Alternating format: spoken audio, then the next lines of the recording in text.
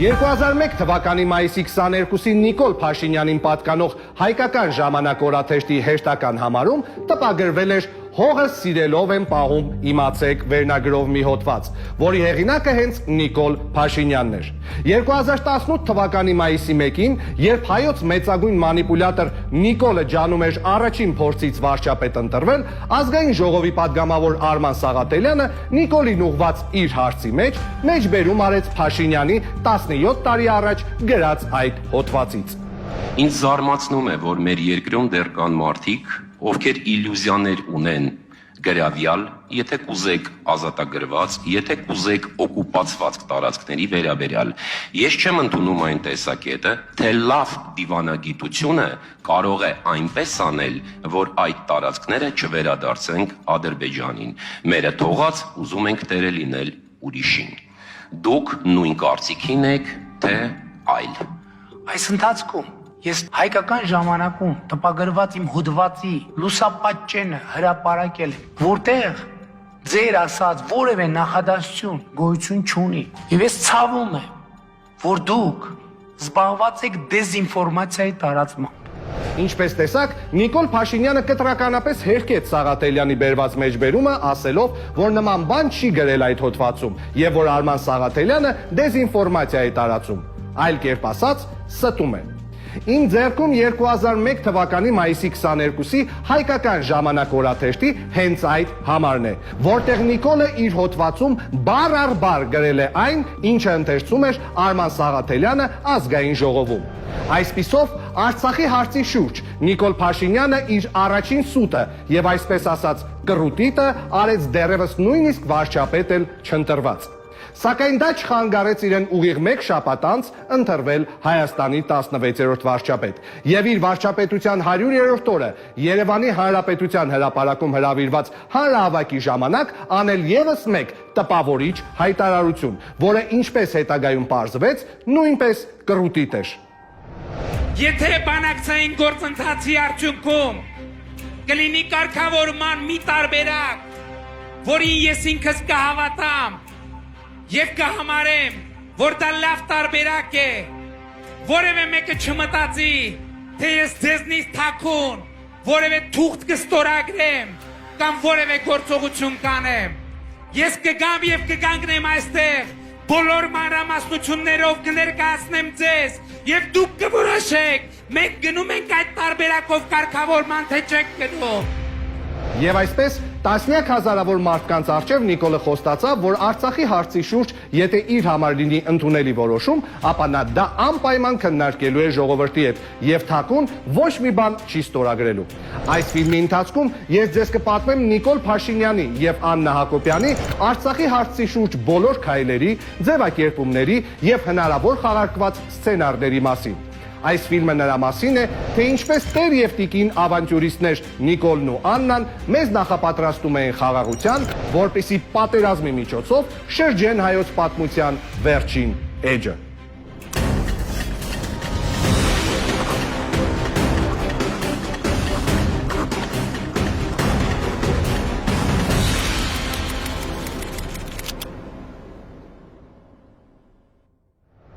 Այս պահից սկսած դուք տեսնելու եւ լսելու եք այն ամենը, ինչը փաստացի կա համացանցում եւ հենց հիմա էլ առկա է։ Այսինքն ֆիլմից անմիջապես հետո կարող եք ինքներդ ստուգել։ Մենք խնամքով այդ ամենը արխիվացրել ենք օրով եւ ժամով, ու եթե կարիք լինի, փաստերով կապացուցենք։ Այսինքն, ինչպես միշտ։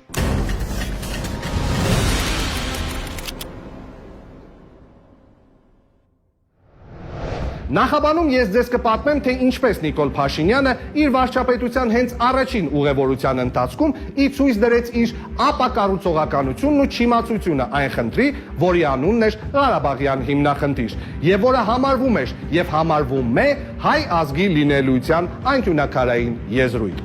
2018 թվականի մայիսի 9-ին վարչապետի պաշտոնում իր առաջին այցելությունը Փաշինյանը կատարում է Արցախ, որտեղ սկզբից նախագահ Բակո Սահակյանի հետ կարճատև զրույցի ընթացքում եւ հետագայում էլ նույն օրը տեղի ունեցած մամլո ասուլիսի ընթացքում անում է իր որպես վաստակավոր պոպուլիստ ամենաականջահաճո հայտարարությունը հեղափոխական էյֆորիայի մեջ գտնվող հայ ազգի համար։ Ինչպես կարող է բանակցային այս ֆորմատը լուծել մի հարց, որի առանցքային մասնակիցներից մեկը ընդհանրապես սեղանի շուրջ չէ։ Արցախի հանրապետության անունից կարող է խոսել Արցախի հանրապետության իշխանությունը, ինչպես Հայաստանի հանրապետության անունից կարող է խոսել Հայաստանի հանրապետության իշխանությունը։ Հայաստանի հանրապետությունը նույնպես հակամարտության կողմ է եւ ինքը լիարժեք կխոսի իր անունից։ Արցախի հանրապետության անունից պետք է խոսի Արցախի հանրապետության իշխանությունը։ Այս հայտարարությամբ Փաշինյանը նախ կասկածի տակ է դնում Մինսկի խմբի բանակցային ֆորմատը, այսպիսով հաճելի անակնկալ մատուցելով Իլհամ Ալիևին, որը 2016 թվականի ապրիլյան ապտակից հետո անդադար բողոքում եւ դժգոհում էր Մինսկի խմբի ֆորմատից, բազմիցս նշելով, որ այն պետք է փոխվի, ակնկալելով նոր ֆորմատում Թուրքիայի ներգրավումը։ Երկրորդը Նիկոլը ասում է, որ Արցախը որպես հակամարտության լիարժեք կողմ պետք է պարտադիր վերադառնա բանակցային սեղան։ Հակամարտության լիարժեք կողմերից մեկը Արցախի հանրապետությունը պետք է լինի բանակցությունների լիարժեք կողմ։ Մինսկի խմբի համանախագահները այս հայտարարությունից առնվազն զարմանք են ապրում, իսկ Նիկոլը սկսում է սոցիալական ցանցերի հայկական տիրույթում վայելել իր կարճատև փառքը որպես հայոց լավագույն դիվանագետ։ Չհասկանալով կամ չհասկանալու տալով բանակցային ֆորմատի փոփոխության անհնարինությունը, մեկ ամիս անց ազգային ժողովում կառավարության ծրագիրը ներկայացնելիս Նիկոլը շարունակում է այս պոպուլիստական մրցավազքը լսողական օրգազմ ապահովելով հատկապես նրանց համար, ովքեր ընդհանրապես չէին տիրապետում Արցախի հարցի բանակցային նրբություններին, իսկ այդպիսիները Նիկոլի կողմնակիցների շրջանում մեծամասնությունն էին։ Մեծագույն ցանկության դեպքում անգամ չեմ կարող Ղարաբաղի ժողովրդի անունից բանակցելու իրավունք վերագրել ինքս ինձ, որովհետև դրա համար չկա ոչ իրավական, ոչ քաղաքական, ոչ բարոյական հիմնավորում։ Լեռնային Ղարաբաղի ժողովուրդը չի մասնակցում հայաստանյան ընտրություններին, չի մասնակցում Հայաստանում իշխանության ձևավորման գործընթացին, փոխարենը ունի իր իշխանությունը,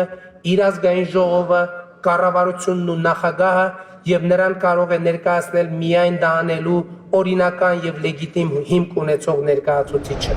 Վերահաստատելով իր այս դիրքորոշումը, Փաշինյանը ցուցադրում է որպես դիվանագետ իր ամուլությունը, չնայած այսօր արդեն պարզ է, որ նա ամուլ էր նաև թե որպես լրագրող, թե որպես падգամավոր, թե որպես վարչապետ եւ թե որպես հրամանատար։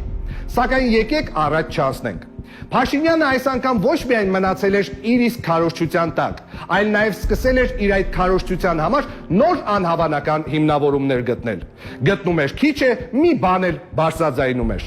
Երբ որ ես ասում եմ, ես չեմ կարող բանակցել Արցախի ժողովրդի եւ պետության անունից, դա քմահաճույք չի։ Եվ Ռոբերտ Քոչարյանը, եւ Սերժ Սարգսյանը ունեցել են կոնկրետ պատճառաբանություն եւ կոնկրետ փաստակ, թե ինչու իրենք կարող են խոսել Ղարաբաղի անունից։ Որտեւ Ռոբերտ Քոչարյանը Ղարաբաղի ընտրված նախագահ է եղել, Սերժ Սարգսյանը Արցախի ինքնապաշտպանության կազմակերպման լիդերներից է եղել, այսինքն իրենք կարող են համարել, որ իրենք այդ մանդատը ունեն։ Էլ եմ ասում, անկախ նրանից ես դրա հետ համաձայն եմ, թե չէ։ Բայց այս իմ պարագայում չկա այդպիսի գործոն։ Նիկոլը ասում է, որ նա մանդատ չունի Արցախի անունից բանակցելու եւ ըստ այդմ որոշում կայացնելու համար։ Սա ասում է մի մարդ, ով միանձնյա 2020 թվականի նոյեմբերի 9-ին ստորագրել է կապիտուլյացիոն պայմանագիր Արցախի տարածքի 75%-ը հանձնելով թշնամուն։ Բայց եկեք դարձյալ առաջ չանցնենք։ Քանի որ Արցախին բանակցային սեղան վերադարձնելու թեզը Փաշինյանը դարձրել էր ներքին քաղաքական սպառման ամենապոպուլյար միտքը, բոլորը սպասում էին մեծն դիվանագետ Փաշինյանի եւ Իլհամ Ալիևի առաջին պաշտոնական հանդիպմանը բանակցային սեղանի շուրջ։ Դա տեղի ունեցավ Վիեննայում մարտի վերջին օրերին։ Իսկ հիմա ուշադրություն։ Լսենք, թե ինչ հաջողությունների հասավ 21-րդ դարի հայ Օստապ Բենդերը։ Վիեննայում արդյոք քննարկվել է Ղարաբաղի մասնակցության հարցը։ Իհարկե քննարկվել է։ Արդյոք մենք լրջորեն փաստարկել ենք այդ տեսակետը։ Իհարկե լրջորեն փաստարկել ենք։ Արդյոք այս հարցի վերաբերյալ կողմերը եկել են համաձայնության։ Իհարկե չեն եկել համաձայնության։ Խնդրում եմ ուշադրություն դարձրեք Փաշինյանի ձևակերպմանը, երբ նա ինքն իրեն հարց տալով արդյոք կողմերը Արցախի մասնակցության վերաբերյալ եկել են համաձայնության, պատասխանում է իհարկե չեն եկել համաձայնության։ Իսկ ինչ է նշանակում իհարկե բառը։ Դա նշանակում է, որ Փաշինյանը միշտ էլ գիտեր, որ Արցախին բանակցային սեղան վերադարձնել հնարավոր չէ։ Այսպիսով, վարչապետ ընտրվելուց 10 ամիս անց պայթեց առաջին փուչիկը, որով Փաշինյանը կերակրում էր հայ հասարակությանը թե Հայաստանում, թե Սփյուռքում։ Սա նաև ի ցույց դրեց այն, որ Փաշինյանը մեծ քաղաքականության մեջ եւ հատկապես Արցախի հարցում բացարձակ զրո է։ 2 տարի առաջ դա թվում էր դիլետանտին եւ պոպուլիստին բնորոշ գիծ, իսկ այսօր դրան կա այլ վերլուծություն։ Կամ երկրի ղեկավարը ամենակարևոր հարցի շուրջ չի ունեցել տրամաբանված քայլերի հաջորդականություն, ինչպես նաև հակաքայլեր ու լուծումներ, կամ գիտակցված ու մտածված տարել է բանակցային գործընթացը կազմաքանդման, որպիսի մտցնի փակուղի։ Իսկ բանակցության փակուղին պատերազմն է։ Ես հակված եմ երկրորդ տարբերակին, ու դա ձեզ կապացուցեմ։ Сердце Таджикистана слышит знойные страны. Я в любви признаюсь тебе, город мой юный Душанбе. Չէ, Rio de Janeiro-ն չէ։ Հետհեղափոխական ժամանակաշրջանի օրոք շրջադարձային դարձավ 2018 թվականի սեպտեմբերի 28-ին ԱՊՀ գագաթնաժողովի ընթացքում Դուշանբեում տեղի ունեցած Փաշինյան-Ալիև հանդիպումը, որը հետագայում կոչվեց վերելակային դիվանագիտություն եւ որը հիմք դրեց այն բոլոր եզրակացություններին, որի վերջնարարչությունքը ձևակերպվում է այսպես. Պատերազմը Ադրբեջանի հետ դա քայլ առ քայլ կազմակերպված լավ օպերացիա էր։ Բայց նախ այցելենք Դուշանբե։ Сами по себе эти кадры претендуют на то, чтобы считаться сенсационными. В одном лифте ехали президент Азербайджана и премьер Армении. Они напряжены, сосредоточены, однако продолжают разговор все время, что идут в зал. Փաշինյանի եւ Ալիևի վերելակային զրույցը զարմացրել ու հետաքրքրել էր բոլորին։ Այս տեսարանի յուրահատուկ աստղ դարձավ վարչապետի այն ժամանակվա անվտանգության պետը Գրիգորի Հայրապետովը, որի հետագայում առեղծված էին աշխատանքից ազատումը, մինչև հիմա էլ կապվում է նրա հետ, որ վերելակում Հայրապետովը լսել էր մի բան, որը չպետք է լսեր։ Այդ կադրերը Հայաստանում աննախադեպ քննարկման առարկա դարձան եւ իհարկե ակտիվացավ Փաշինյանի Facebook-յան էջը, որտեղ նա հետեւյալ գրառումն արեց. Դուշանբեում իմ ու Իլհամ Ալիևի միջև տեղի ունեցավ խոսակցություն։ Մանրամասները կպատմեմ Երևան վերադառնալուց հետո։ Պարզ է, որ ազգը սպասում էր վարչապետած վարչապետի լայվին։ Եվ եկեսցե լայվ նորա։ Կա պայմանավորվածություն, որ հայ-ադրբեջանական սահմանի եւ շփման գծի Ղարաբաղ-Ադրբեջան շփման գծի ողջ երկայնքով միջոցներ ձեռնարկվեն հրադադարի ռեժիմի խախտման դեպքերը կանխարգելելու վերաբերյալ։ Եվ ուրախ եմ արձանագրել, որ նախորդ գիշերը ըստ էության եղել է վերջին 4 ամիս համենայն դեպս ին վարչապետ ընտրվելուց հետո ամենահանգիստ, ամենախաղաղ գիշերը։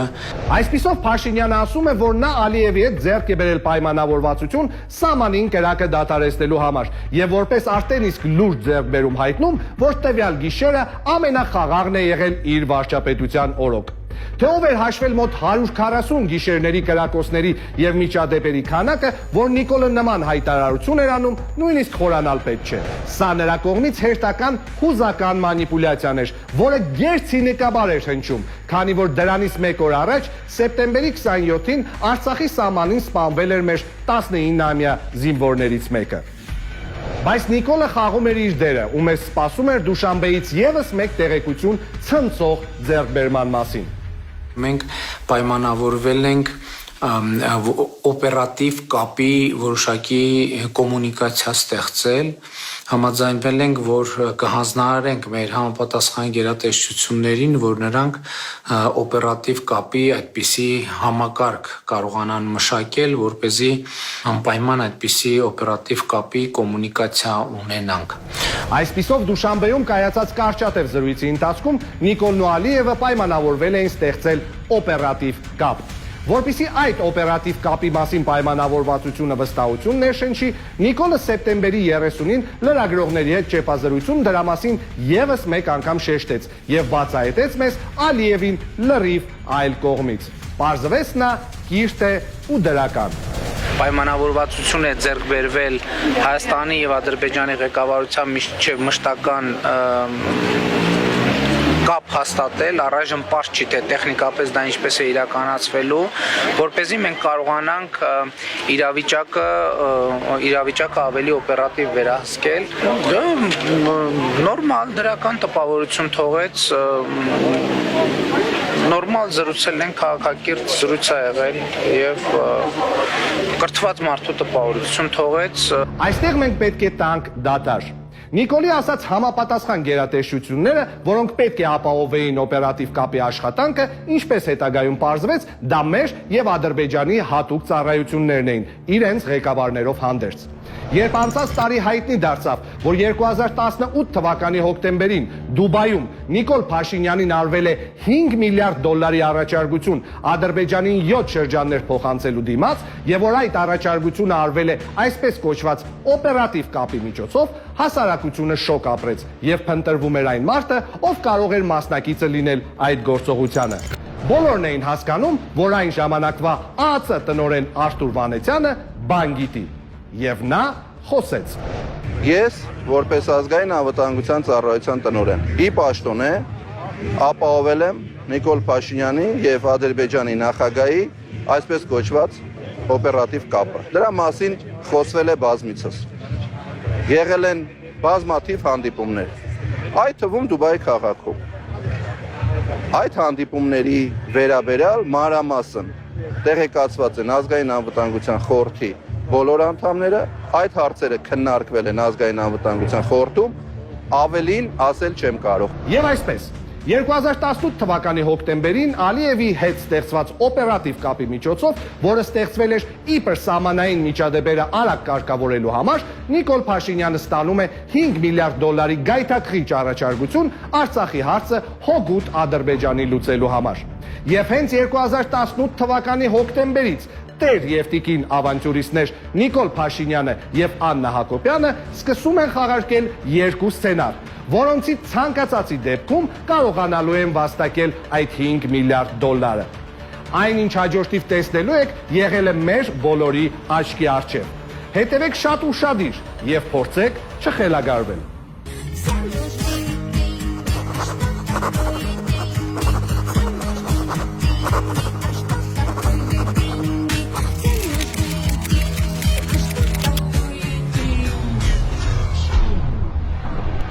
«2018 թվականի հոկտեմբեր ամիսը անկյունակարային ամիս է Արցախի հարցի հետ կապված։ Հենց այդ ժամանակ մեզ մատուցվեց եւ խաղարկվեց երկու սցենար, որոնցից մեկով մեզ նախապատրաստում էին խաղաղության եւ որի դրոշակակիրն էր Աննա Հակոբյանը, իսկ մյուսով առաջին պլան էին բերվում թեզեր, որոնցով առաջ էր քաշվում հակամարտության մեջ նաեւ Ադրբեջանի շահը, իսկ բանակցային process-ն էլ տարվում էր փակուղի։ Այդ գծի ջատագովը Նիկոլ Փաշինյանն էր։ Եվ այսպես 2018 թվականի հոկտեմբերի 24-ին ազգային ժողովի ամբիոնից Նիկոլ Փաշինյանը առաջին անգամ հնչեցնում է այն միտքը, որ Արցախի հարցի լուծումը պետք է ընդունելի լինի եւ Հայաստանի, եւ Արցախի, եւ Ադրբեջանի համար։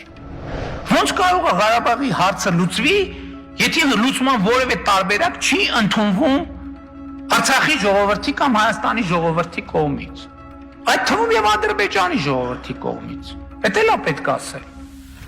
Այս հայտարարությունը միանգամից բուռն քննարկման առարկա դարձավ, հաշվի առնելով նաև այն հանգամանքը, որ անմիջապես հաջորդ օրը Հայաստան ժամանած Ամերիկայի նախագահ Դոնալդ Թրամփի ազգային անվտանգության հարցերով խորհրդական Ջոն Բոլթոնը Փաշինյանի հետ հանդիպումից հետո հայտարարել էր, թե եթե հավատանք այն կանխատեսումներին, որ Նիկոլ Փաշինյանի հեղափոխական թիմը հաղթելու է դեկտեմբերին կայանալիք արտահերթ խորհրդարանական ընտրություններին, ապա այդ դեպքում Փաշինյանը շատ ուժեղ մանդատ կստանա եւ կարող է վճռական քայլեր ձեռնարկել Լեռնային Ղարաբաղի հակամարտության կարգավորման ուղղությամբ։ Կարող են արդյոք այդ վճռական քայլերը թաքնված ական լինել մեզ համար։ Այս հարցին Փաշինյանը պատասխանեց Բոլթոնի այցին հաջորդող ազգային ժողովի նիստին, այս անգամ ավելի հստակ ձևակերպելով իր հորինած բանաձևը։ Բացառված է, բացառվում է, որ որևէ մեկը հույս ունենա, որ Ղարաբաղի հարցը կարող է լուծվել Ղարաբաղի եւ Հայաստանի ժողովրդի եւ պետականությունների շահերին ի հակառակ կամ չհամապատասխանող դեպքում բացառված է ուղղակի չի կարող այդպիսի բան լինել։ Այո, եւ ես Ինձ թույլ եմ տվել ասել, որ Ղարաբաղի հարցի ցանկացած կարգավորում պետք է լինի ընդունելի Հայաստանի ժողովրդի համար, Արցախի ժողովրդի համար եւ այո, պետք է ընդունելի լինի նաեւ Ադրբեջանի ժողովրդի համար։ Եվ այսպես Փաշինյանը նորից ասեց մի բան, որտեղ առաջ էր քաշում նաև Ադրբեջանի համար ընդունելի չընդունելի լինելու հարցի լուծման թեզը։ Եվ սա կարող էր ձեռք տալ միայն Ադրբեջանին, քանի որ առաջին անգամ Հայաստանի ղեկավարներից մեկը հայտարարում էր, որ չկան կարմիր գծեր եւ քննարկման ենթակա է ցանկացած բան, որ դրված է բանակցային սեղանին։ Ուղղակի հիշեցնեմ, որ 25 տարուց ավել ձգվող բանակցային գործընթացում հայկական կողմի բոլոր ներկայացուցիչները պնդել են Արցախի ժողովրդի ինքնորոշման իրավունքի պարտադիր իրացման մասին։ Դա եղել է մեր այսպես ասած կարմիր գիծը։ Իսկ հիմա հայտնվեց մի մարդ, ով ասում է, որ ցանկացած հարց կարող է թե ընդունելի լինել, թե չլինել Ադրբեջանի համար, եւ մեզ համար դա նորմալ է։ Այսպիսի նվեր Ադրբեջանին պատահաբար չէր կարող արվել, քանի որ երկրի թիվ 1 պոպուլիստը ուներ 1 շաբաթ իր ձևակերպումների մեջ հստակություն մտցնելու համար։ Եվ ինչպես տեսակ, նա կրկնեց այդ միտքը ավելի հստակ 2018 թվականի նոյեմբերի 1-ին։ Հոկտեմբերին ակտիվացավ նաև Աննա Հակոբյանը, որը իր ստեղծած կանայք հանուն խաղաղության պլատֆորմով փորձում էր իրենից կերտել խաղաղության ձգտող համերաշխություն քարոզող կնոջ կերպար, որպիսի դրանով հասարակությանը սկսեր նախապատրաստել խաղաղությանը։ Արդեն մոտ 30 տարի հակամարտությունը չի լուծվում։ Ամեն տարի սահմանի այս եւ այն կողմում տասնյակ զինվորներ են զոհվում։ Եվ ինչ ունենք մենք արդյունքում։ Արդյոք հարցի լուծումը թեկուզ 1 սանտիմետրով մոտեցել է։ Եվ արդյոք որևէ մեկը կշահի, եթե եւս 30 տարի այսպես շարունակվի։ Արդյոք ժամանակը չէ փոխել իրերի դրությունը եւ նոր բան մտածել։ Իսկ ինչպիսի նոր բան էր պետք մտածել, որը կարող էր հարցի լուծման բերել։ Դա իհարկե Աննա Հակոբյանի խաղաղություն քարոզելն էր եւ իհարկե զարդերը։ Եվ ես հավատում եմ, որ մայրերի տիեզերական սիրո առաջ կհալվեն աշխարհի բոլոր փամփուշտները։ Օրինակ դրանք կվերածվեն այնպիսի զարդերի, որ ես գրում եմ այս պահին։ Ներկայում իմ գրած զարդերը հալված փամփուշտից են պատրաստված եւ յուրաքանչյուր կին, որ կմիանա արշավին, կունենա նման զարդ։ Թե որքան զարդ հալված փամփուշտի տեսքով ադրբեջանական բանակը նվիրեց Աննա Հակոբյանին այս պատերազմի ընթացքում, գիտի միայն նա։ Բայց այսպես ակնհայտ երևաց, որ Աննա Հակոբյանը այս պատմության մեջ խաղալու է շեղող դեր, որպեսզի Նիկոլ Փաշինյանը կարողանա ավարտին հասցնի այն սցենարը, որով ինչպես պարզ դարձավ հետագայում, պետք է ապահովեր Արցախի հարցի բոլորին ձեռք տվող լուծում, բացի Հայաստանից եւ Արցախից։ Կարճ ասած, 2018 թվականի հոկտեմբերին Նիկոլն ու Աննան գործի անցան Ալիևի մոտ։ Բայց նախ եկեք արագանցնենք Աննայի սցենարային գծով, որը կարճ տևեց, քանի որ վարչապետի տիկնոջ եւ երկրի թիվ 2, իսկ ըստ որոշ պնդումների թիվ 1 հարց լուծողի դերը գծերից գծեց բարի, համեստ, առաքինի եւ ցամաք լոբի ու փիպերտ ուտող մի հասարակ կնոջ կերպարանքը։ Հաջորդ անգամ Աննան իր փայլուն մտքերով ի հայտ եկավ մեզ 2019 թվականի ապրիլի 3-ին, երբ Ամերիկայի ձայնին տրված հարցազրույցում նշեց, որ մեր զինվորները զոհվում են հանուն ոչինչի։ Մեր նախաձեռնության այս նախաձեռնության միակ իմաստը զինվորների կյանքը պաշտպանելն է եւ նրանց ուղղակի չզոհաբերելը հանուն ոչինչի, որովհետեւ հակամարտության պատմության այս տարիների ընթացքում բազմաթիվ զոհեր են ունեցել, երկու կողմից էլ հազարավոր զոհեր են ունեցել, բայց այդ մենք նրանց կյանքը զոհաբերել ենք հանուն ոչինչի։ Այս հարցազրույցը արդեն լուրջ անհանգստություն պատճառեց հայ հասարակությանը եւ սկսեց խաթարել ազգի փրկչի ոչ պակաս փրկիչ կնոջ դիրքերը։ Սրան գումարվեցին անթիվ սկանդալները, որտեղ շրջանառվում էր Աննա Հակոբյանի անունը, թե որպես իր մտերիմներին ու հարազատներին պետեկամուտների կոմիտեում բարձր պաշտոնների տեղավորող, թե անդադար Նիկոլի հետ ընտանյոք հանդերձ ոչ պարտադիր ու ոչ էլ արարողակարգով սահմանված ճանապարհորդությունների մեկնող, եւ թե որպես եվրոպական քաղաքներում խելակորույս շոփինգ անող։ Աննա Հակոբյանի աստղայինը տարած հոգեվիճակի ամենավառ բացահայտումն էր իհարկե մակում Նիկոլի ելույթի ընթացքում դրսևորած վարքը։ Там шальная императрица в объятиях юных кавалеров забывает обо всем, как будто вечно ночь будет длиться, как будто разочарование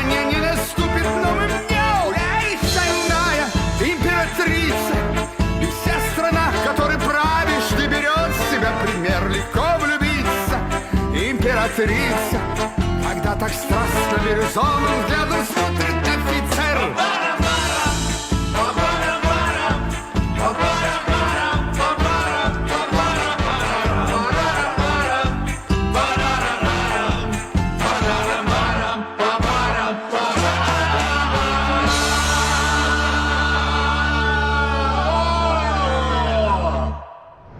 Երբ Աննայի լոբի մաքրող ու փիպերտով յոլա գնացող կերպարը սկսեց փլուզվել իրեն աստվածացնողների շարքերում, նա ուզած-չուզած ասուլիս հրավիրեց եւ այն հարցին, թե ինչու է անդադար արտերկիր գնում գալիս վարչապետին սպասարկող բորդ համար մեկով, երբ այդ ֆրֆռալը ընդհանրապես արարողակարգով պարտադիր չէ եւ ինչու են ավելորդ հյուրանոցային համարների վրա ծախսվում պետական փողերը, երբ նախկին ղեկավարներից ոչ մեկի կանայք նման բան չեն արել, համեստության մարմնացում Աննան տվեց հետևյալ պատասխանը. Նախորդները չէին անում հիմա, բայց ես ինչ ասեմ, չգիտեմ ինչի չէին անում, ինչի իրենք էլ կարող են, իրենք էլ ունեին այդ հնարավորությունը, երբ որ իրենց ամուսինը գնում էր որևէ տեղ, կարող էին նստել այդ ինքնաթիռ գնալ իրեն հետ լինել, կողքը լինել։ Հիմա ես ինչ իմանամ, ինչի չէին անում։ Ես իմ ամուսնուն շատ եմ սիրում։ Ես ինչ ասեմ։ Խնդրում եմ ուշադրություն դարձրեք 2017 թվականին Լեյլա Ալիևայի եւ 2019 թվականին Աննա Հակոբյանի պահվածքի վրա Միացյալ Ազգերի կազմակերպության նիստերի դալիճում ու փորձեք գտնել տարբերություններ։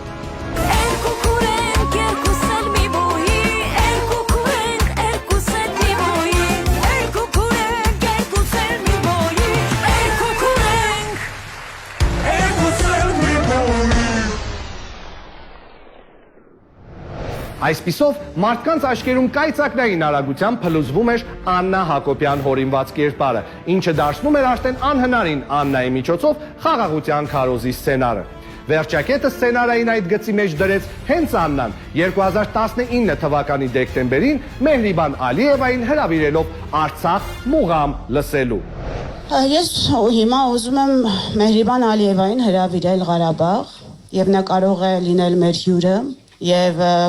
ընդունված մեր հյուրընկալության կանոններից է նաև հյուրին պատվել իր երաժշտությամբ։ Մենք կարող ենք ապահովել մուղաղում եւ կարող ենք իրականացնել նրա երազանքը եւ նա լինի մեր հյուրը եւ Ղարաբաղում լսի իր սիրելի մուղամը։ Դա իսկապես հրավեր է եւ եթե նա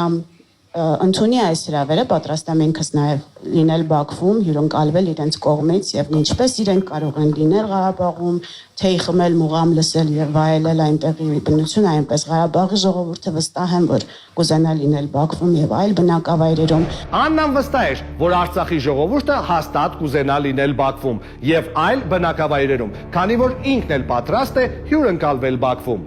Արդյոք Աննան հարցրել էր Արցախի ամբողջ բնակչության կարծիքը, որ այդպիսի հայտարարություն էր անում։ Կարելի է վստահ ասել, որ ոչ։ Բայց այս ասուլիսը դարձավ խաղաղության քարոզ սցենարի վերջակետը։ Աննան ավտոմատ անցավ երկրորդ պլան, որովհետև Նիկոլը ամբողջ թափով աշխատացնում էր բանակցային գործընթացը վիժեցնելու եւ այդպիսով պատերազմի համար հող նախապատրաստելու վրա։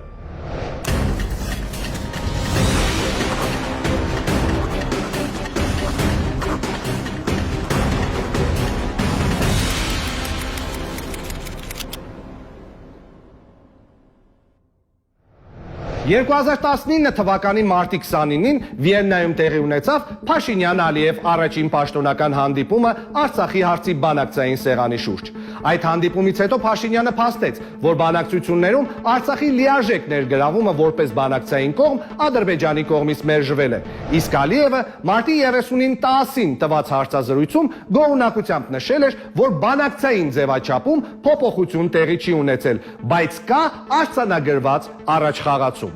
Ինչ որ անհայտ առաջխաղացման մասին խոսում էին նաև Մինսկի խմբի համանախագահները եւ տրամաբանական հարց առաջացավ բոլորի մոտ։ Արդյոք Փաշինյանը առաջխաղացում գրանցել է բանակցություններում Սերժ Սարգսյանի թողած կետից։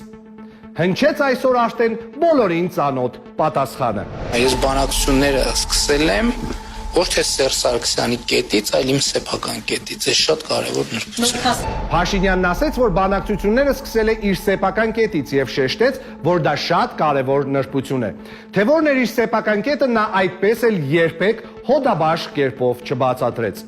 Ընդհանրապես 2.5 տարվա ընթացքում Նիկոլ Փաշինյանը Արցախի հարցի շուրջ այնպիսի հակասական մտքեր էր արտահայտում, որ խճճվել էին բոլորը։ Նախ նա ասում էր, որ Ադրբեջանը կառուցողական հունից դուրս է հանում հարցի քննարկումը, հետո պնդում էր, որ թշնամին կառուցողական է տրամադրված։ Ադրբեջանը պարզապես ցանկանում է Ղարաբաղի հարցի կարգավորումը դուրս բերել կառուցողական բանակցային հունից։ Ես օրինակ Ադրբեջանի նախագահի հետ շփումներից զգում եմ, որ ինքը տրամադրված է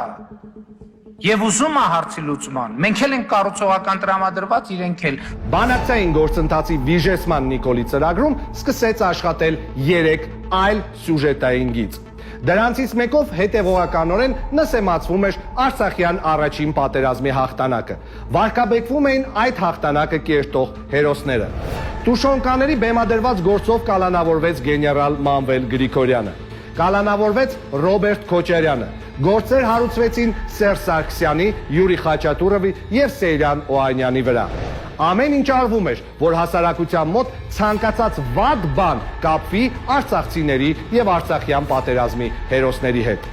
Այս վակխանալիայի գագաթնակետը հանդիսացավ Սասուն Միքայելյանի հայտարարությունը, թե Թավշյա հեղափոխությունը ավելի կարևոր էր, քան արցախյան ազատամարտը։ Ես չեմ վարանում, չեմ վախենում ասել, այս հաղթանակը, որ մեր հանրապետությունում կրեցիք դուք, հայ ժողովուրդը, ավելի կարևոր էր, քան թե արցախյան ազատամարտը։ Համաձայնեք, որ երբ սա ասում է Արցախյան ազատամարտի հրամանատարներից մեկը, առնվազն զարմանալի է, բայց անուղեղ եւ անարժանապատիվ որոշակի զանգված սա ընդունեց որպես դոգմա եւ սկսեց առաջ տանել հենց այս թեզը։ Արցախյան հերոսապատման ճանապարհը սկսեց ճաքեր տալ եւ քարկոծվել։ Հաջորդ սյուժետային գծով նպատակամղված ոչնչացվում էին հարաբերությունները Ռուսաստանի հետ։ Երևանում մեքենայի մոտ ցուցադրաբար չդիմավորվեց միայն Պուտինը, ինչը կենտանական հրճվանք առաջացրեց Թավշյա անուղեղների մոտ։ Դա այն դեպքում, երբ մնացած ղեկավարներին Նիկոլը դիմավորում էր հենց մեքենայի մոտ։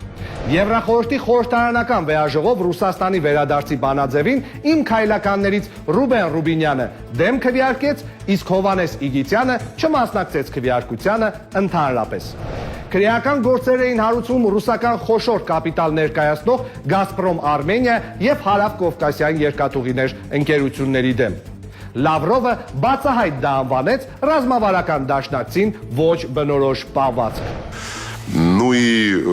если уж мы о союзничестве, то, наверное, союзничество должно проявляться во всех областях.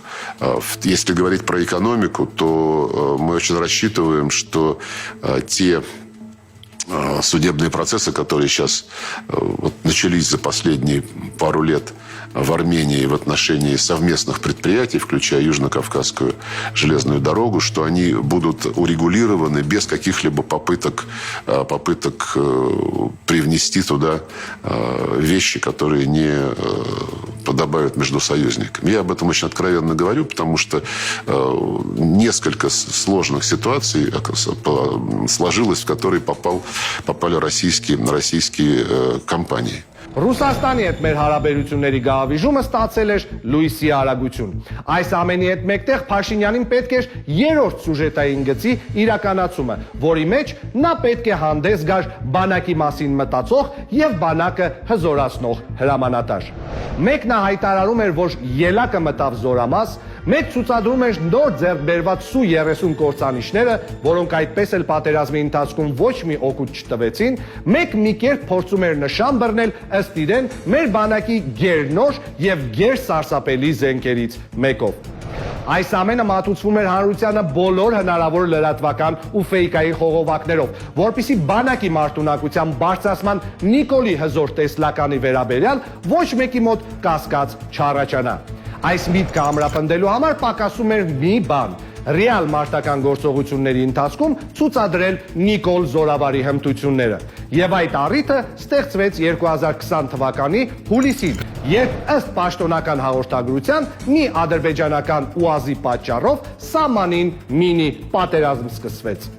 Տպավորություն ստացվեց, որ հնարավոր է, որ ադրբեջանցի զինվորները մոլորվել են եւ հետո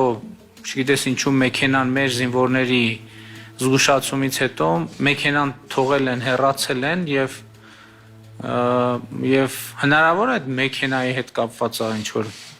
ուզեցել են վերադարձնել այդ մեքենան դրա համար են այդ գործողությունը սկսել կամ չգիտեմ Վարչապետ, եթե այդպիսի ցանկություն լիներ, երևի թե ինչ-որ ձևաչափով կապի դուրս կգային եւ չկրակելու պայմանավորվածություն ձեռք բերվեր, որպեսզի ավտոմեքենան վերադարձվի։ Անմիջապես սկսվել է հրետակոծություն։ Ակնհայտ էր, որ Նիկոլը այսպես ասած ոտի վրա հորինում էր վարկած, թե ինչու տեղի ունեցավ այս սահմանային լարումը, որի արտաբերումը անակնկալի բերեց նույնիսկ Դավիթ Տոնոյանին։ Համաձայն եք, որ մի ուազի համար, որը եթե նույնիսկ ընդունենք, որ շփոթմունքի պատճառով էր հայտնվել մեր դիրքերի մոտ, դժվար թե Ադրբեջանը միլիոնավոր դոլարների զենք կիրառեր, տար բազմաթիվ զոհեր եւ հեշտական անգամ մնար ձեռնունայն։ Նիկոլի կողմից այդքան գովազդված օպերատիվ կապի միջոցով կարելի էր այդ հարցը արագ կարգավորել։ Բայց տեղի ունեցավ մինի պատերազմ, որի արդյունքում մենք նույնպես տվեցինք զոհեր, իսկ սահմանային գյուղերն էլ ենթարկվեցին հրետանային հարվածների։ Օգոստոսի 21-ին Ռուսաստանի արտգործնախարար Լավրովը հուլիսյան սրացման մասին ներկայացրեց իրենց տեսակետը։ Լավրովը ասում էր բառացիորեն սա. Սրման համար խտան հանդիսացավ հայկական կողմի որոշումը վերականգնել սահմանային հին անցակետը, որը գտնվում էր ադրբեջանական գազի արտահանման խողովակաշարից 15 կիլոմետր հեռավորության վրա։ Լավրովը սլակները ուղեց մեր կողմ։ Նա շեշտում էր, որ մենք ենք սրման պատճառ հանդիսացել։ Սա ցույց էր տալիս, որ Նիկոլը եւ իր դիվանագիտական ոչ ու բարով թիմը ոչ մի ջանք չէին թափել արտաքին քաղաքականության դաշտում, որպեսզի մաքսիմալ առաջ տանեին մեր դիրքորոշումները եւ տեսակետները։ Այսպիսով Նիկոլը իր սեփական շահը գերադասեց Հայաստանի շահին։ Եթե այդպես արտահայտվում էր Լավրովը, նշանակում է, որ այդպես մտածում էին նաեւ Մինսկի մյուս համանախագահող երկրները։ Լավրովի այս հարցազրույցը մաքսիմալ քողարկվեց նիկոլական քարոզչամեքենայի կողմից, որը հուլիսյան մարտերը ներկայացնում էր հերթական ադրբեջանական ագրեսիա եւ անվանում այն հաղթական ու ջախջախիչ։ Փաշինյանը կազմակերպել տվեց աննախադեպ պարգևատրման արարողություն, որի ընթացքում ազգային հերոսի կոչում շնորհվեց Ռուբեն Սանամյանին եւ անթիվ ու անհամար մարտական խաչեր բաժանեց։ Փաշինյանը ամեն կերպ ուզում էր ցույց տալ, որ մի հրաշալի հրամանատար է։ Սեփական համակիրներին դա ավելի հասկանալի ասելու համար առաջին պլան դուրս եկավ անվտանգության խորհրդի քարտուղար Արմեն Գրիգորյանը, որ ասեց, որ եթե չլիներ Նիկոլը, կորած էինք։ Ամբողջ գործընթացը ղեկավարվել է մեկ հոգու կողմից, ով որպես քաղաքական պատասխանատու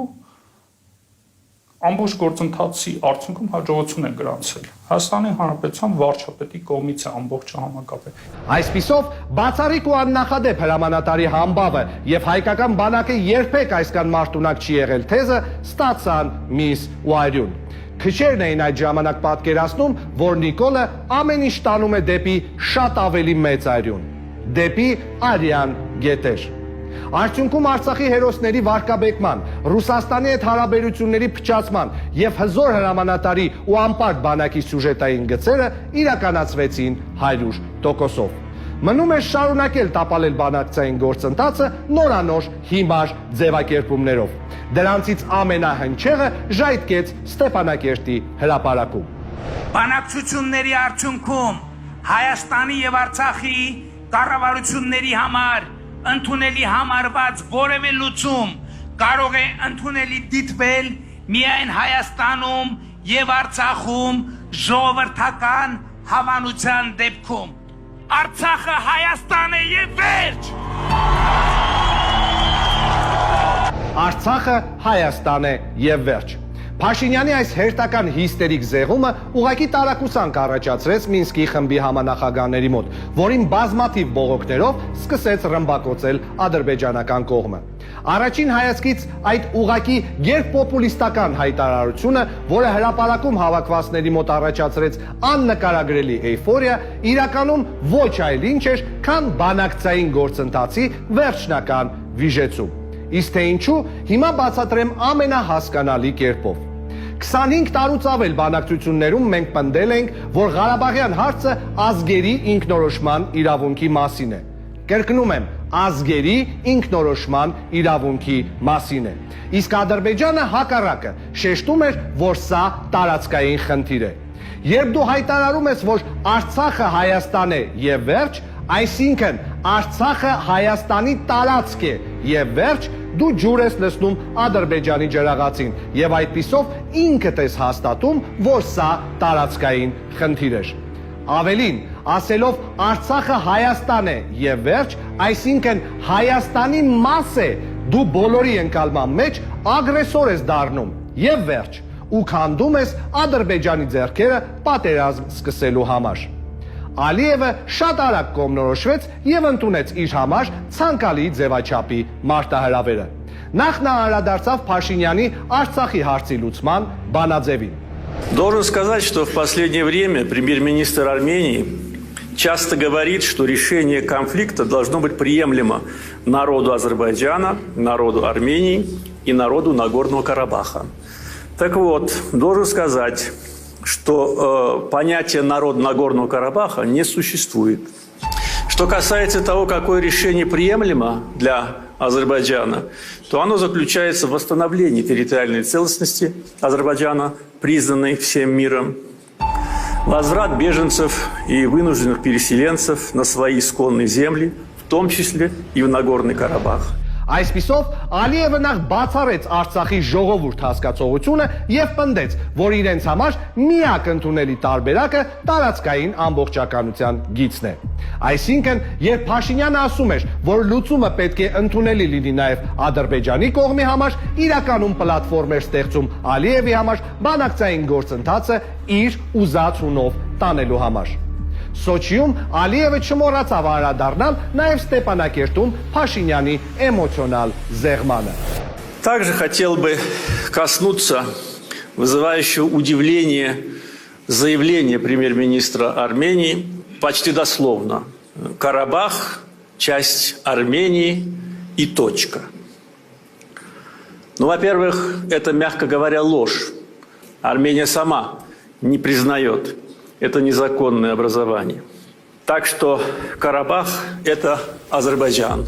И восклицательный знак. Այսպիսով պատերազմի հետ հաշվարկի մեկնարկը տրված էր։ Մնում էր ստեղծել պատրանք, որ Փաշինյանը ունի իր իսկ ասած Արցախի ժողովրդի մանդատը բանակցություններ վարելու համար։ Այդ օպերացիան իրականացվեց Արցախում Նիկոլի դրածո Արայիկ Հարությունյանի երթմնակալության արարողության ընթացքում, որտեղ Արայիկը կրկնօրինակելով իր տիկնիկավարի ոճը բազմիցս արտաբերելով կեցե բառը վերջում հնչեցրեց նույն ձևակերպումը։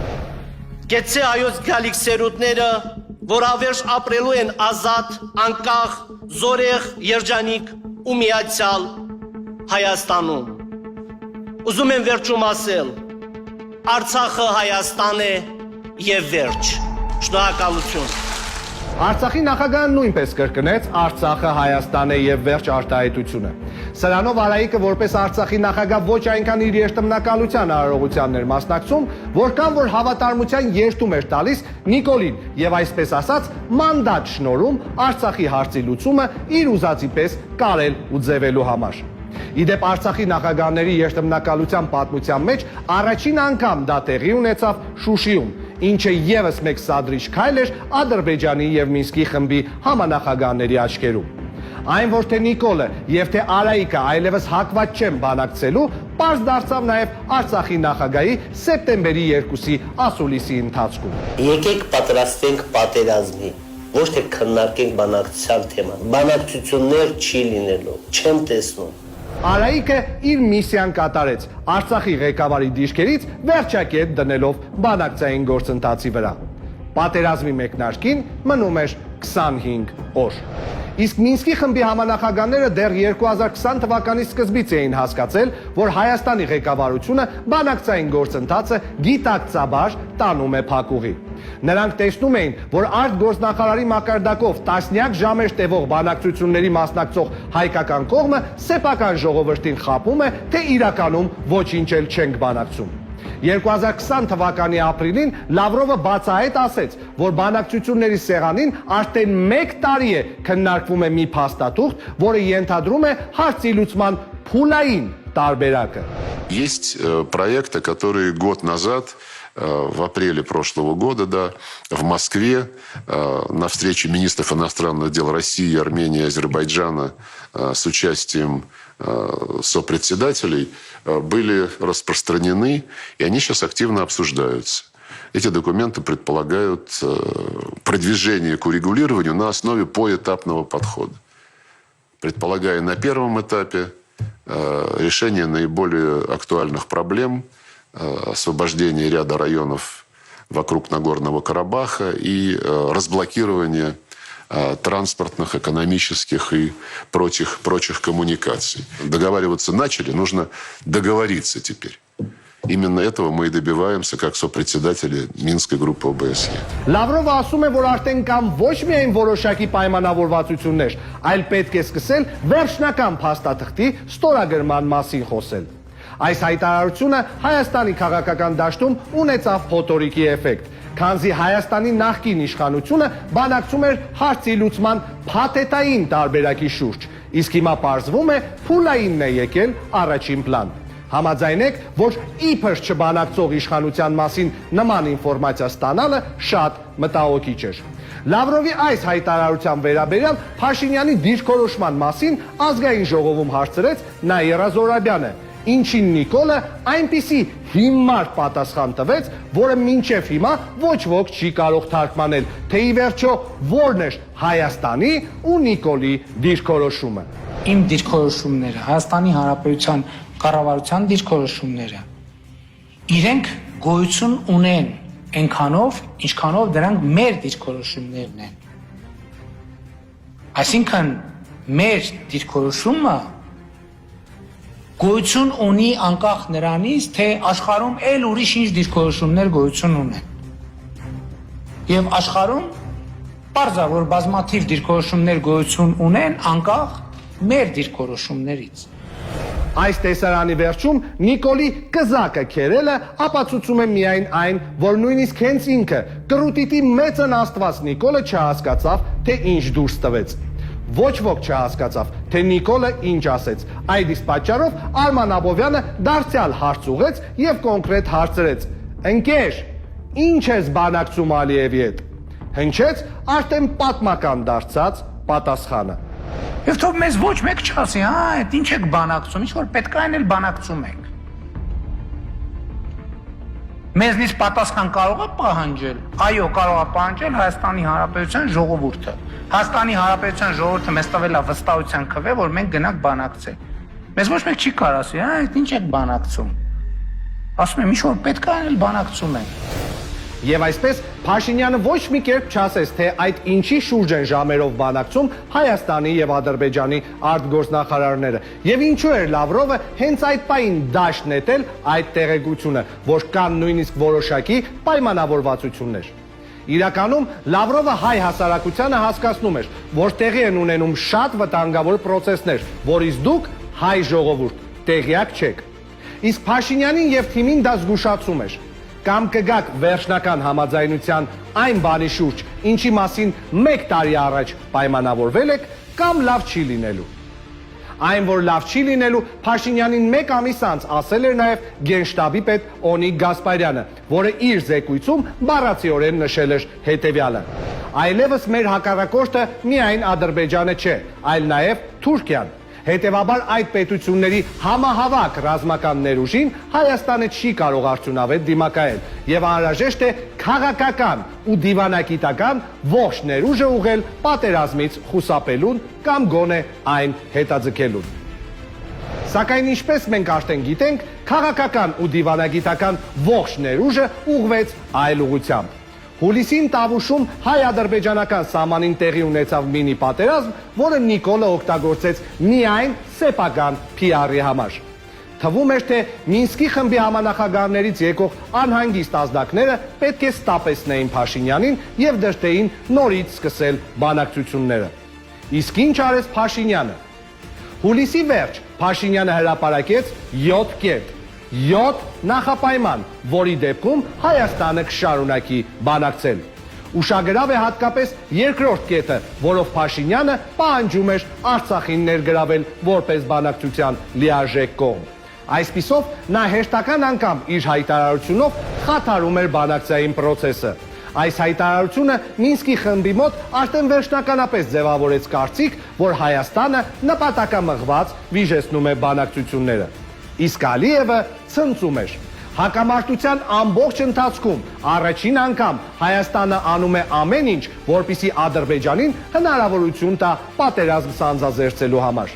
Իսկ պատերազմի լեգիտիմ սկիզբ դա բանակցությունների անհնարինությունն է։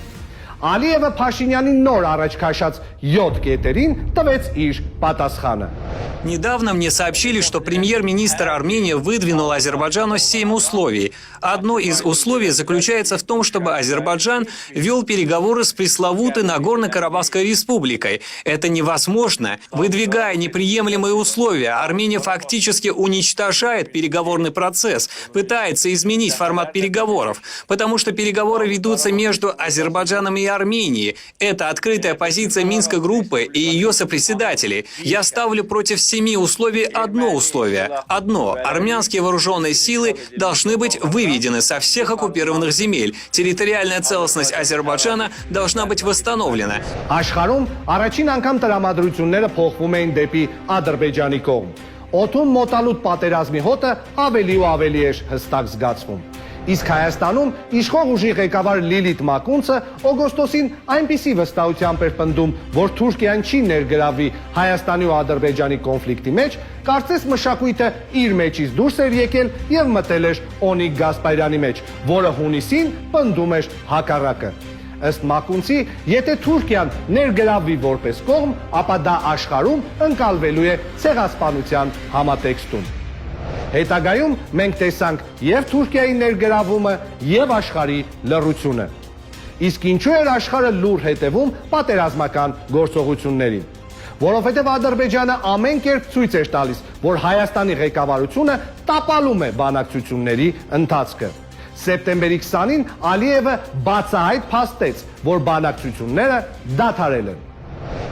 Президент Ильхам Алиев негативно оценивает нынешнее состояние переговоров по регулированию армяно-азербайджанского Нагорно-Карабахского конфликта и полагает, что они фактически остановились. Глава азербайджанского государства подчеркнул, что руководство Армении фактически нарушило переговорный процесс своими абсурдными заявлениями и провокационными шагами.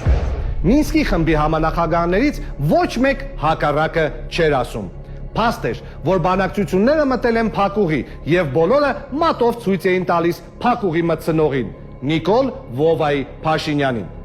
Ադրբեջանին պատերազմ սկսելու առիթ տալու համար մնում էր անել եւս մեկ լավություն՝ համախմբել ադրբեջանցիներին Իլհամ Ալիևի շուրջ, ինչը սեպտեմբերի 25-ին Նիկոլի հրահանգով արեց Հայաստանի արտգործնախարարությունը, որը տարածեց հետևյալ հաղորդագրությունը։ Եթե կարճ, ապա այս հաղորդագրության մեջ մեր արտգործնախարարությունը Նիկոլի ոճով ասում է, որ Ալիևը կոռուպցիոներ, թալանչի բռնապետ է, որը իր իշխանությունը ժառանգել է հորից եւ չունի մանդատ ադրբեջանցի ժողովրդի անունից բանակցելու համար։ Ըստ այդմ, մենք կսկսենք բանակցել միայն ադրբեջանական այն իշխանության հետ, որը կստանա ադրբեջանցիների կողմից լեգիտիմ մանդատ դա անելու համար։ Ադրբեջանում սկսվեց ուղիղ հակառակ ռեակցիան։ Իլհամ Ալիևի շուրջ ոչ միայն ստեղծվեց լայն հասարակական կոնսոլիդացիա, այլև կոչերը պատերազմի միջոցով վերջնական լուծել Ղարաբաղյան հարցը դարձան գերիշխող։ Իսկ Թուրքիան այլևս ուղիղ տեքստով ասեց, որ ամեն կերպ աջակցելու է Ադրբեջանին իր տարածքային ամբողջականության վերականգնման գործում։ Ալիևը Հայաստանի ԱԳՆ-ի հայտարարությանը պատասխանեց Փաշինյանին անվանելով հարբեցող եւ անպատասխանատու մարդ եւ սպառնաց մանրամասներ բացահայտել բանակցություններից, որտեղ ակնարկում էր, որ Փաշինյանը հարբած է ներկայացել հանդիպումներին։ Ալիևի այդ ակնարկներին Փաշինյանը պատասխանեց սեպտեմբերի 25-ին ձեզ արդեն հայտնի խոսքերով։ Վերջին շրջանում, եթե ուշադրություն եք դարձրել, Ադրբեջանի ռազմաքաղաքական ղեկավարություն նոր կոմպոնենտ է մտցրել քարոզչական արշավի մեջ, այսպես ասած, կոնֆիդենցիալ ինֆորմացիաների բացահայտում։ Ես ադրբեջանցի գործընկերներին խորհուրդ եմ տալիս չգնալ այդ ճանապարհով, որովհետև եթե մտանք այդ դաշտ սկսեցին կոնֆիդենցիալ ինֆորմացիաներ տարածել, վախենամ դրանից Ադրբեջանի ներքաղաքական վիճակը հուսահատորեն ապակայունանա։ Այս խոսքերից ուղիղ 1 օր անց լուսադեմին սկսվեց պատերազմը։ Կրկնեմ այն, ինչ ասել եմ զգետնված իրականություն ֆիլմի ամենասկզբում։ Սեպտեմբերի 25-ից անցել է արդեն մոտ 4 ամիս ու կես, բայց Փաշինյանը չի ասել այնպիսի մի կոնֆիդենցիալ ինֆորմացիա, որը կապակայունացներ Ադրբեջանը։ Կամ նման ինֆորմացիա ուղղակի չկա, կամ այդ ինֆորմացիան ավելի շատ կվնասի իրեն, քան Ալիևին։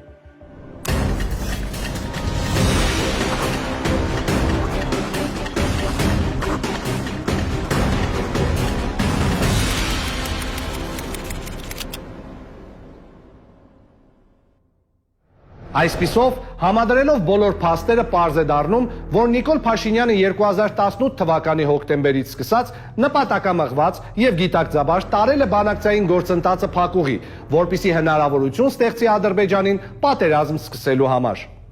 Արդյոք զուգադիպություն է, որ հենց 2018 թվականի հոկտեմբերին է նա ստացել $5 միլիարդ առաջարկությունը Ալիևից։ Արդյոք զուգադիպություն է, որ առաջին իսկ սահմանային մինի պատերազմը եղավ այն ժամանակ, երբ թե Նիկոլի եւ թե Ալիևի որդիները զորացրվեցին։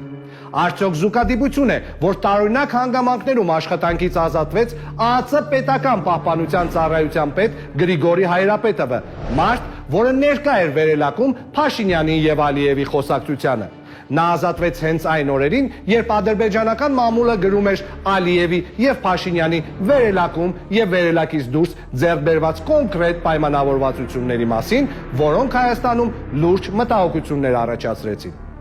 Ես զուգադիպություններին չեմ հավատում։ Չեմ հավատում նաև նրան, որ կարելի է պատահաբար պատերազմից 2.5 տարի առաջ մեկը մեկին նկարագրել պատերազմի հրահրման հավանական մոդել կամ վարկած ու վերագրել դա ինչ-որ երրորդ քաղաքական ուժերի։ Նրանք որոշել են քաղաքական սադրիչ հայտարարություններով դավադիր պատերազմի հրձիկ դառնալ, հույս ունենալով, որ կկարողանան հրահրել դավադիր պատերազմ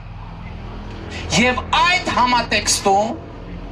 լուծել իրենց նեղ խմբային եւ անձնային շահերը։ Սա շատ լուրջ վարկած է։ Նկատեցիք չէ, որ Նիկոլը մեկը մեկին պատմեց այն, ինչը արեց հենց ինքը իր քաղաքական թիմով հանդերձ։ Նույն այս պատմությունը, բայց արդեն շատ ավելի խրոխտ ու փորձված ձայնով նա ընթերցեց ամիսներ անց, արդեն որպես վարչապետ։ Դեռևս նախորդ տարվա խորհրդարանական ընտրությունների քարոզարշավին ասել եմ, որ այս ամենը վերլուծելով դրա տակ տեսնում եմ ընդհուպ դավադիր պատերազմ հրահրելու, անգամ որոշ տարածքներ հանձնելու եւ տեղի ունեցածի պատասխանատվությունը Հայաստանի կառավարության վրա դնելու հեռահար նպատակ։ Հոգեբանության մեջ սա կոչվում է իլեիզմ։ Հունարենից թարգմանած սա նշանակում է երրորդ դեմքով պատմել այն, ինչը իրականում կապ ունի քո հետ։ Քրեականագետները այս պահվածքը անվանում են ժխտման կանոն։ Դա այն է, երբ հանցագործը նախապես պլանավորած կամ արդեն իրականացրած հանցագործության մասին պատմում է վերագրելով այն ուրիշին, որպիսի իր համար ստեղծի ալիբի։ Քանի որ քիչ առաջ ես խոսում էի այն մասին, որ չեմ հավատում զուգադիպություններին, ձեր ուշադրությունը հրավիրում եմ եւս մեկ փաստի վրա։ Չի կարող ուղղակի զուգադիպություն լինել, երբ երկու թշնամական երկրի ղեկավար բառ առ բառ կրկնում են նույն թեզը, որը ձեռք է տալիս միայն կողմերից մեկին։ Город Шуша, где они проводили так называемую инаугурацию ихнего главаря преступного режима и нанесли оскорбление азербайджанскому народу, на 98% состоял из азербайджанского населения. Իսկ Շուշին հակամարտությունից եւ ազատագրումից առաջ ունեցել է 90 եւ ավելի տոկոս ադրբեջանական բնակչություն։ Այսինքն դուք ուզում եք ասել, որ 90 եւ ավելի տոկոս ադրբեջանցի բնակչություն ունեցող Շուշի քաղաքը հայկական է այդ կարգավիճակով։ Այսպիսի վարժ կերպով միանման ձևակերպումներ կարող են տալ միայն մարդիկ, ովքեր բազմիցս խոսել են այս նույն թեմայի շուրջ եւ ոչ միայն խոսել են, այլ նաեւ կիսում են այդ միտքը։ Ապագայում քննությունը կպարզի Նիկոլի ու Ալիևի փոխկապակցվածության ու ըստ այդմ Նիկոլի դավաճանության վարկածը ու կամ կհաստատի, կամ կհերկի այն։ Բայց այս ֆիլմում ներկայացված բոլոր փաստերը խոսում են երկու բանի մասին։ Նիկոլն ու Աննան նպատակամղված տարել են Հայաստանն ու Արցախը դեպի պատերազմ, գիտակցաբար ու ծրագրավորված վիժեցնելով բանակցային process-ը, ու երբ երկիրը ներքաշել են պատերազմի մեջ, ոչինչ, կրկնում եմ, ոչինչ չեն արել այն օր առաջ դադարեցնելու համար։ Սրա մասին մենք մանրամասն խոսել ենք զգետնված իրականություն ֆիլմում։ Պատերազմը դադարեցնելու առնվազն 4 հնարավորություն Նիկոլը միանձնյա մերժել է, իսկ վերջում էլ միանձնյա առանց ոչ մեկի հետ քննարկելու ստորագրել է Արցախի ու Հայաստանի համար կապիտուլյացիոն պայմանագիր։ Արդյունքում Նիկոլի առաջ քաշած թեզը, որ Ղարաբաղյան հիմնախնդրի լուծումը պետք է ընդունելի լինի Հայաստանի, Արցախի ու նաև Ադրբեջանի համար, կարելի ասել, որ հիմա հնչում է այսպես։ Նիկոլի կողմից ստորագրված կապիտուլյացիոն պայմանագիրը ընդունելի եղավ Ադրբեջանի, Թուրքիայի ու մեր բոլոր չուզողների համար։ Նիկոլը հայ ժողովրդին խոստանում էր երբեք գաղտնի պայմանավորվածությունների չգնալ Արցախի հարցում, իսկ իրականում արեց հենց հակառակը։ Ազգային ժողովի ընտրությունների ընթացքում Նիկոլի «Իմ քայլը» դաշինքի նախընտրական ծրագրում Արցախի հարցի կարգավորմանը վերաբերող բոլոր 5 կետերը տապալված են 100%-ով։ 100%-ով տապալված են նաև Հայաստանի ու Արցախի անվտանգությանը, զինված ուժերին, տնտեսությանը եւ հայրենադարձությանը վերաբերող բաժինները։ Այսինքն Նիկոլի նոր Հայաստանը պարտվեց բելին։ Իսկ Հայաստան երկրի դիմաց նոր բառը Նիկոլը իզուր չէր դրել։ Նա մեզ կոդավորված հասկացնում էր, որ Հայաստանից բան չի մնալու, մենք այն կորցնելու ենք։ Նայեք Հայաստանի ու Արցախի քարտեզին եւ ուշադրություն դարձրեք գյուղերի անուններին։ Նոր Խարբերդ, Նոր Կյուրին, Նոր Արտագերս, Նոր Արտամետ, Նոր Երզնկա, Նոր Ազնաբերդ, Նոր Այնթափ, Նոր Գետաշեն եւ Նոր Մարաղա։ Այս գյուղերի անվան դիմացի նոր բառը բնորոշում է այն, որ մենք այդ գյուղերը կորցրել ենք եւ նրանց իրական անվանակիրները հիմա գտնվում են Թուրքիայի եւ Ադրբեջանի տարածքում։ Ստացվեց այնպես, որ մենք Հայաստանը կորցրեցինք նոր Հայաստանում։ Մենք հին, մեծ ու հաղթանակած երկիրը կորցրեցինք հավատալով քաղցր ստին։ Այն մարդու քաղցր ստին, որը իր ամբողջ կյանքում երբեք ոչ մեկի չի սիրել։ Այո, նա ոչ հորը, ոչ մորն է սիրում, թանկ չէ ոչ որդին եւ ոչ էլ թոռը։ Ամեն ինչից շատ, ամեն ինչից վեր սիրում է կյանքում նա իր աթոռը։ Աթոռն է սիրում ու նրան տիրում, ցանկացած գնով ելնում է նա վեր, փորձում է թրջել նա առանց թևեր, անverջ սողալով առաջ է գնում է այսպես եւ տարեց տարի ելնում է այսպես շալակն աշխարի։ Մարդ կա աշխարհն է շալակած տանում, մարդ կա ելել է շալակն աշխարի։ Մենք մեր Հայաստան աշխարհը կշալակենք, բայց ոչ մի տեղ էլ չենք տանի։ Այն հազարամյակներ ի վեր եղել է հենց այստեղ,